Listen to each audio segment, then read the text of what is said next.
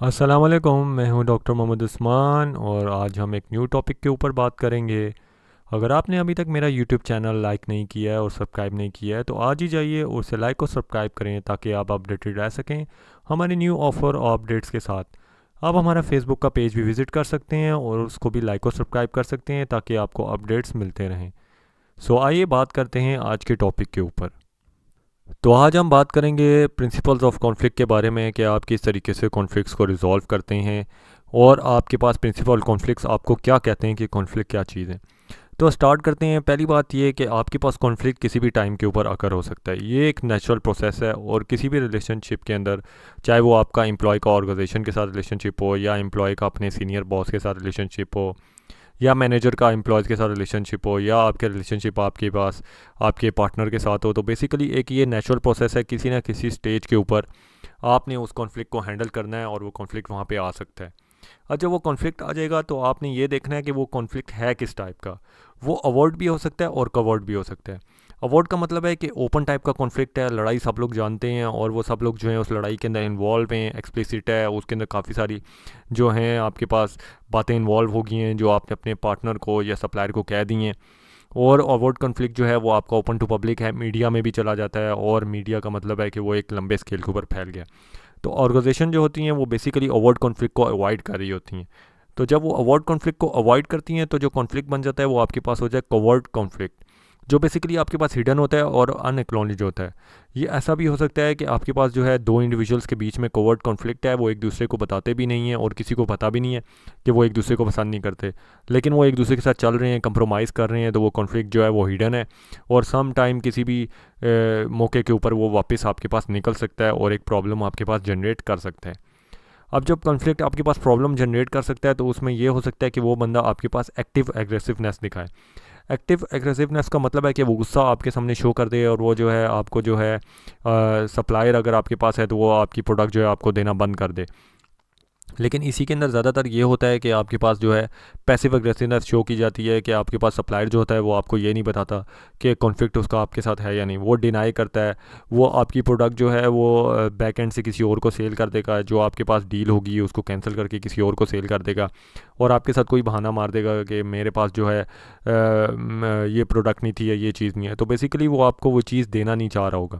तो इसे कहते हैं पैसिव एग्रेसिवनेस, कि गुस्सा है लेकिन गुस्सा शो नहीं किया जा रहा और बताया नहीं जा रहा, और जो एग्रेसर है वो गुस्सा दबा के बैठा हुआ कि कोई मौका मिलेगा और मैं वो शो कर दूंगा। जो बेसिकली ज़्यादातर अगर देखा जाए तो आपके जो है मैरिड लाइफ के अंदर आपके पास होता है कि आपके पास गुस्सा जो है दबा के रखा जाता है और फिर एक दिन वो गुस्सा फट के बाहर आ जाता है और फिर जो है आपके पास गुस्सा वो चलता रहता है। और मोस्ट ऑफ द टाइम जो लोग हैं वो अक्सर करते भी रहते हैं, तो वो एक्टिव एग्रेसिवनेस में आता है। इसके अलावा जो है अगर आप देखें कॉन्फ्लिक्ट के बारे में तो आपकी जो गेम्स कॉन्फ्लिक्ट में खेली जाती हैं वो एक पैटर्न के अंदर आती हैं। आप पैटर्न इस तरीके से नोट कर सकते हैं कि आपके पास जो है या तो वो कॉन्फ्लिक्ट्स जो हैं वो हिडन रहेंगे, या पर्सन वो पहले कॉन्फ्लिक्ट को हाइड करेगा और फिर शो कर देगा, या वो शो करेगा और फिर हाइड कर देता है, ये शो ही करता रहता है। तो एक पैटर्न चलता रहता है जिसके मुताबिक वो पर्सन जो है आपको नुकसान पहुंचाने की कोशिश कर रहा होगा या ऑर्गेनाइजेशन को नुकसान पहुंचाने की कोशिश कर रहा होगा और कॉन्फ्लिक्ट जो है वो इंक्रीज़ हो रहा होगा। तो उन पैटर्न्स को हमें जो है वो प्रॉपर्ली एनालाइज करना पड़ता है कि आपके पास वो हिडन है या डिनाइड है या वो कवर्ट है या आपके पास ओवर्ट कॉन्फ्लिक्ट है। इसके अलावा जो है फाइनली अगर ये सारी चीज़ें आपके पास आ रही हैं तो आपने ये भी देखना है कि आप कॉन्फ्लिक्ट को किस तरीके से मैनेज करते हैं। अगर आप कॉन्फ्लिक्ट को बहुत अच्छे तरीके से मैनेज करते हैं तो आपके पास जो है कॉन्फ्लिक्ट बेसिकली अच्छे तरीके से मैनेज आउट हो जाएगा और आपके पास जो है ज़्यादा इंक्रीज़ नहीं होगा। लेकिन अगर आप उसको पूरली मैनेज करते हैं तो आपके पास और भी बहुत सारी प्रॉब्लम्स जो हैं वो जनरेट हो सकती हैं आपके कॉन्फ्लिक्ट्स के अंदर। फिर हम ये देखते हैं प्रिंसिपल कॉन्फ्लिक्ट हमें ये बताता है कि जब कॉन्फ्लिक्ट अगर स्टार्ट हो जाए तो हमने दूसरों के व्यू पॉइंट को भी देखना है। अगर हम अपना व्यू पॉइंट किसी को बता रहे हैं तो हमने ये भी कोशिश करनी है कि हमें दूसरों का जो भी पर्सपेक्टिव है वो भी हम सुने। तो होता क्या है कि आपको दोनों साइडों की बात सुननी है, तब ये कॉन्फ्लिक्ट को आप रिजॉल्व कर सकेंगे।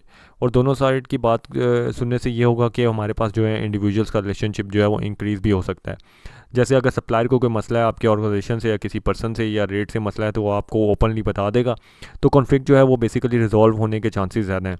लेकिन अगर वो आपको नहीं बताएगा तो आपके पास क्लैरिफिकेशन नहीं होगी और वो जो क्लैरिफिकेशन ना होने का मतलब है कि बेसिकली वो कॉन्फ्लिक्ट दबा रहेगा और वो आपकी आइडेंटिटी को सपोर्ट नहीं करेगा। तो एज अ इंडिविजुअल इंडिविजुअल अगर कॉन्फ्लिक्ट के बारे में अगर आप बता देते हैं या आपके दिल में जो बात है आप उस पर्सन को बता देते हैं, तो बेसिकली होता क्या है कि आपका कॉन्फ्लिक्ट जो है वो रिजॉल्व होने के चांसेस ज़्यादा हैं और आपका रिलेशनशिप अच्छा हो जाएगा।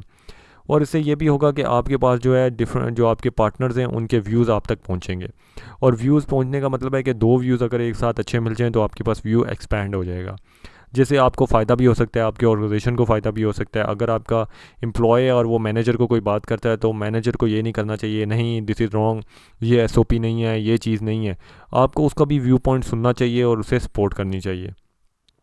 देन समटाइम आपके पास कॉन्फ्लिक्ट ऐसे होते हैं जिसमें इंटेंस इमोशंस आ जाते हैं। इंटेंस इमोशंस का मतलब है कि सम टाइम जो है जैसे आपके पास घरेलू अगर कॉन्फ्लिक्ट हो तो अदर पर्सन जो है वो रोना शुरू कर दे, तो बेसिकली होगा कि आपको समझ नहीं आती मैं किस तरीके से उस पर्सन को मनाऊं या मैं उस पर्सन को किस तरीके से रिजॉल्व करूं। इसी तरीके से ऑर्गेनाइजेशंस के अंदर सम टाइम ये होता है कि दो एम्प्लॉयज़ के बीच में लड़ाई हो गई है, तो this is a kind of emotional conflict और आपको समझ नहीं आती किस तरीके से हैंडल करें। आपने कुछ जो है ज़्यादा डांट दिया किसी एम्प्लॉय को या आपने एम्प्लॉय के ऊपर ज़्यादा गुस्सा कर दिया है और वो एम्प्लॉय इमोशनल हो गया है, ही इज़ क्राइंग और शी इज़ क्राइंग, तो आपको नहीं पता कि मैं किस तरीके से रिजॉल्व करूँ। तो आपके पास जो है बेसिकली कॉन्फ्लिक्ट जो है वो आपके पास या तो ये करेंगे कि आपके पास उस पर्सन के साथ अटैचमेंट इंक्रीज़ कर देंगे या आपके पास स्प्लिट आ जाएगा उस रिलेशनशिप के अंदर और वो डिफरेंसेस आपके पास ज़्यादा हो जाएंगे। तो बेसिकली ये एक नॉर्मल लाइफ के अंदर भी एक नेचुरल होता है कि अगर हमारे पास कोई सी जगह पे किसी पर्सन से कॉन्फ्लिक्ट आ जाता है तो हम उसे अवॉइड करते हैं। फैमिलीज़ के अंदर आ जाते हैं कॉन्फ्लिक्ट तो वो फॉर द ईयर्स उसे अवॉइड करते हैं। तो उस कॉन्फ्लिक्ट को हमेशा रिजॉल्व करने की जो है कोशिश करनी चाहिए। और ये रिजॉल्व किस तरीके से होगा कि आपको अपनी कम्युनिकेशन स्किल्स जो हैं वो इंक्रीज़ करनी पड़ेंगी और आपको ये सीखना पड़ेगा किस तरीके से उन डिफरेंसेस के साथ आप डील कर सकते हैं और उन डिफरेंसेस को किस तरीके से आप रिजॉल्व कर सकते हैं। तो कॉन्फ्लिक्ट में हमेशा प्रिंसिपल ऑफ कॉन्फ्लिक्ट ये कहते हैं कि आपको कोशिश ये करनी चाहिए कि आप कॉन्फ्लिक्ट को शुरू में ही अवॉइड कर लें ताकि वो इस स्टेज तक ना पहुँचे कि आपके पास जो है डिफरेंसेस रिलेशनशिप अपार्ट तक पहुँचें और उसके अंदर जो है आपके पास और ज़्यादा प्रॉब्लम जनरेट हो। सो दो मेन पॉइंट इसके अंदर ये बनते हैं कि ये आप पे डिपेंड करता है कि आप किस तरीके से कॉन्फ्लिक्ट को मैनेज करते हैं, अच्छे तरीके से या बुरे तरीके से, और आपकी कम्युनिकेशन स्किल्स जो हैं वो कितनी अच्छी या बुरी हैं कि वो आपके उस डिफरेंसेस को सॉल्व करने के ऊपर हेल्प आउट करती हैं।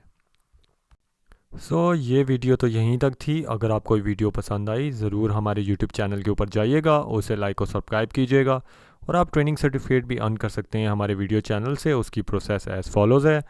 क्या सोच रहे हैं, आज ही जाइए हमारे यूट्यूब चैनल के ऊपर और स्टे अपडेटेड रहें ताकि आप भी फ्री सर्टिफिकेट्स अर्न कर सकें। शुक्रिया।